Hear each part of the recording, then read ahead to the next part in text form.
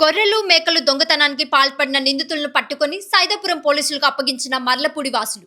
చీకటి పడుతున్న సమయంలో రోడ్డు పక్కనే ఉన్న గొర్రెలను అదును చూసి దొంగతనంగా ఆటోలో లోడ్ చేసుకోవడానికి ప్రయత్నించిన దొంగలను మర్లపూడి వాసులు అదుపులోకి తీసుకొని సైదాపురం పోలీసులను పిలిపించి అప్పగించారు. ఎస్ఐఎన్ క్రాంతికుమార్ కథనం మేరకు శనివారం సాయంత్రం సమయంలో మర్లపూడికి చెందిన గొర్రెలను బుచ్చిరెడ్డిపాలెం మండలం జొన్నవాడ వడ్డెర కులానికి చెందిన ఇద్దరు మగ, ఇద్దరు మహిళా దొంగలు గొర్రెలు వారు ఎవరూ లేరనుకుని లోడ్ చేసుకోవడానికి ప్రయత్నించడం మర్లపూడి గ్రామస్తులకు దొరికిపోయారు.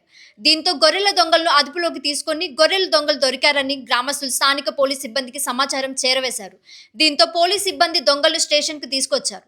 గొర్రెల దొంగతనానికి పాల్పడ్డ బొల్ల సత్యనారాయణ, బొల్లా భవానీ ప్రసాద్, ముళ్లబోయిన లక్ష్మి, గండికోట దుర్గలపై విచారణలో నేరం అంగీకరించడంతో కేసు నమోదు చేసినట్లు సైదాపురం ఎస్ఐ ఎన్ క్రాంతికుమార్ తెలిపారు.